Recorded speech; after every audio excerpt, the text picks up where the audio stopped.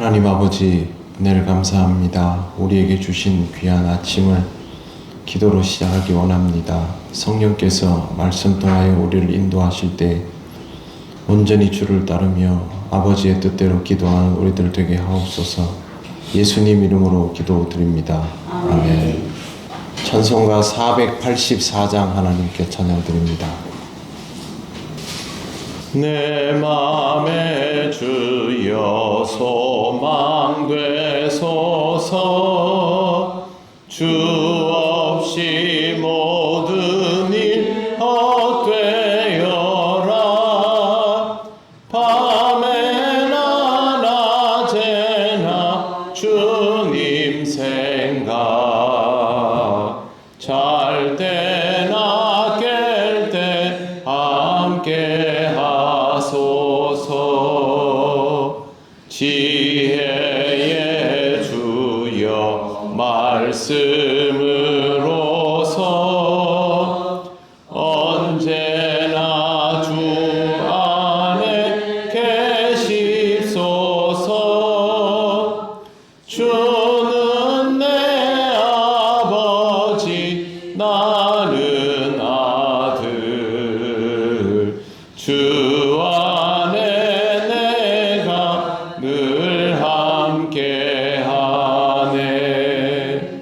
세상의 영광 나 안 보여도 언제나 주님은 나의 기여. 주님만 내 맘에 계시오니 영원한 주님 참 귀하셔라. 영원한 주님 내 승리의 주, 하늘의 기쁨을 주옵소서. 어떠한 고난이 닥쳐와도 만유의 주여 소망되소서. 아멘.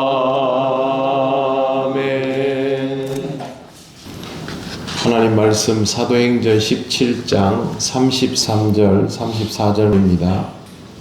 다 같이 봉독하겠습니다.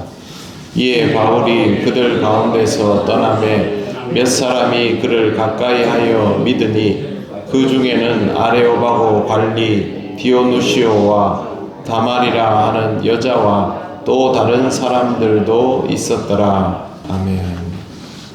먼저 바울이 그들 가운데서 떠났다라는 것은 어제 말씀드린 것처럼 아레오바고에서의 설교에 대한 헬라인들의 반응이 별로 안 좋았다라는 뜻입니다. 여기서는 더 이상 뭘 해야 할 게 없다라고 받아들인 것입니다. 바울에게는 복음 전할 시간이 그렇게 넉넉하지 않습니다. 바울의 자의식 자체가 주어진 시간은 많지 않고 복음은 전해야 하기 때문에, 그래서 빨리빨리 여러 곳으로 가능하면 복음을 전하고 그 중에 제자들이 생기면 시간을 가지고 그렇게 양육을 하고 했던 것을 볼 수가 있습니다. 전반적으로 반응이 좋지 않았지만 이 짧은 시간 안에 믿음을 가지고 바울을 따르게 된 사람들이 있습니다. 오늘 성경 말씀에 보면 두 사람의 이름이 나옵니다. 아레오바고 관리 디오누시오와 다말이라 하는 여자입니다. 이 사람들의 이름이 굳이 기록되어 있는 것은 이 사람들은 확실히 바울에게 제자로 여겨졌던 사람들, 그리고 초대교회에서도 이 사람들의 이름이 기록되어 있어야 할 만큼 그렇게 비중이 있어진 사람들이라는 의미에서 여기에 기록이 되어 있는 것입니다. 디오누시오라는 인물은 원래 자기들 이름으로는 디오니시우스입니다.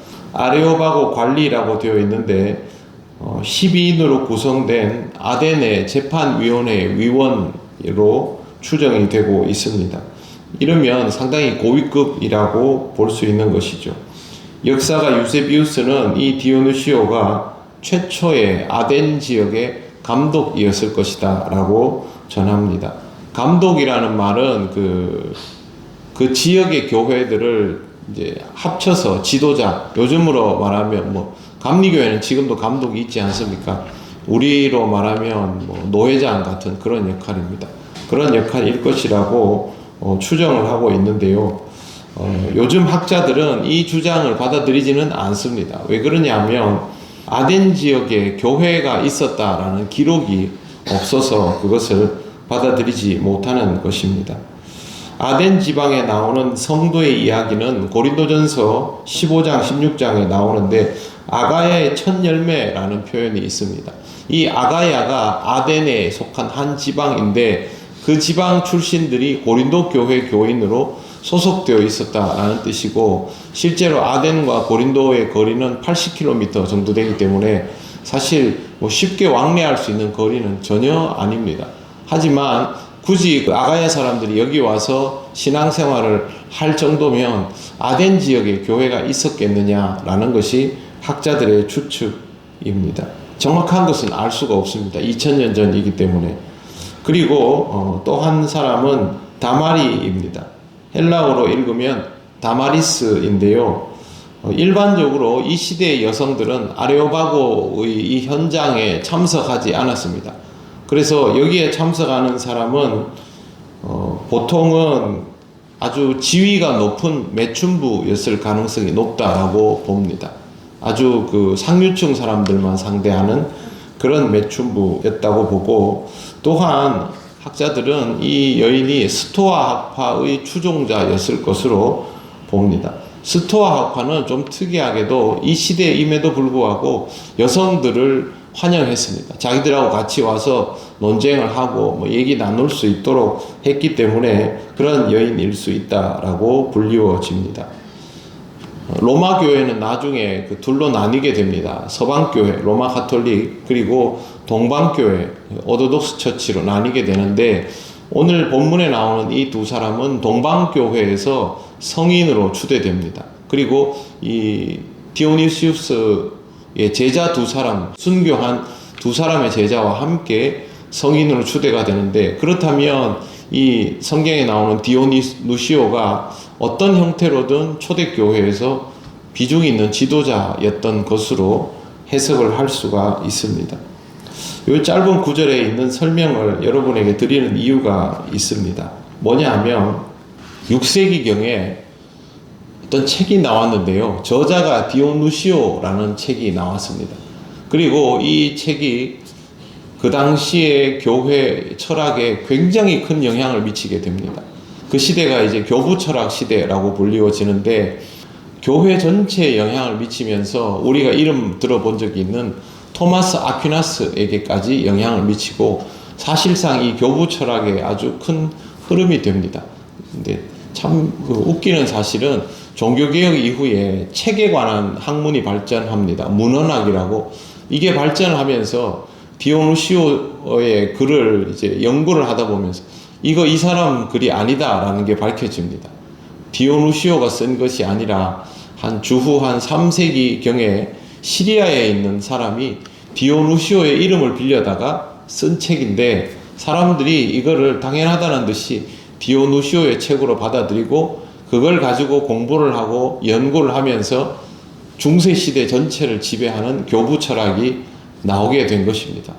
디오누시오의 이름이 왜 받아들여지게 되었을까? 오늘 말씀에 나오는 이 이름 때문입니다.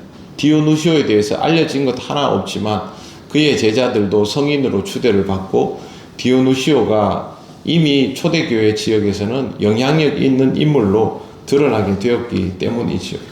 그가 실제 했다 안 했다라기보다도 그의 이름이 가지고 있는 영향력이 교회에 굉장히 큰 영향을 미쳤다라는 것을 우리가 볼 수 있습니다. 물론 디오누시오는 실존 인물이 맞고 초대교회의 바울의 제자 중 한 사람이었던 것도 맞지만, 이후의 기록은 없는데도 불구하고 이와 같은 역사가 일어나게 되었고, 그것은 교회 역사의 큰 줄기가 됩니다.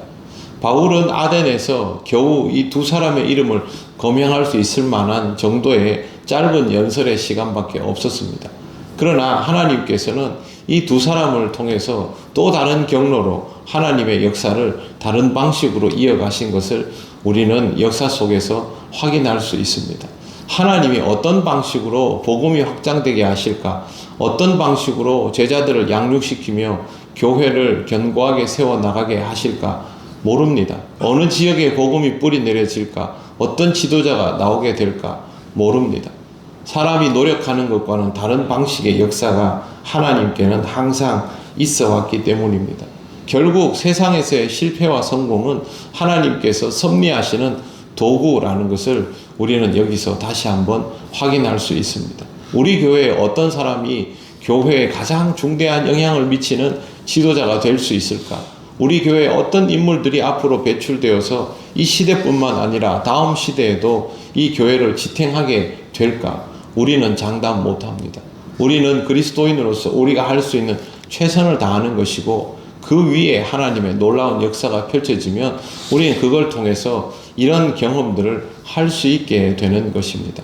그리스도인으로 최선을 다하되 이 역사를 이루시는 이는 하나님이시다라는 의식을 항상 가지고 하나님의 뜻을 늘 발견하면서 은혜 가운데 살아가시기를 바랍니다. 기도드리겠습니다. 하나님, 은혜를 감사합니다. 하나님께서 오늘 우리에게까지 복음이 있게 하실 때 얼마나 많은 하나님의 섭리와 그 놀라운 은혜가 있었음을 우리는 다 알지 못합니다. 또 앞으로 하나님께서 모든 그리스도인들과 교회를 어떻게 지탱하여 나가실지 우리는 다 알 수 없습니다. 우리는 우리의 최선을 다하게 하시고 그 가운데 이루시는 하나님의 놀라운 역사를 체험하는 은혜를 누리게만 하여 주시옵소서. 모든 것이 하나님께로부터 비롯되어 싸우니 하나님 나라를 향하여 이 땅의 모든 교회와 성도들이 나아가게 됨을 믿습니다. 우리도 그 가운데에서 믿음으로 살아가며 하나님 이루시는 그 놀라운 역사의 주역이 되게 하여 주시옵소서. 오늘도 하나님의 은혜로 귀한 하루를 살게 됨을 감사드리며 예수님 이름으로 기도드립니다. 아멘. 하늘에 계신 우리 아버지의 이름을 거룩하게 하시며 아버지의 나라가 오게 하시며 아버지의 뜻이 하늘에서와 같이 땅에서도 이루어지게 하소서. 오늘 우리에게 일용할 양식을 주시고 우리가 우리에게 잘못한 사람을 용서하여 준 것 같이 우리 죄를 용서하여 주시고 우리를 시험에 빠지지 않게 하시고 악에서 구하소서.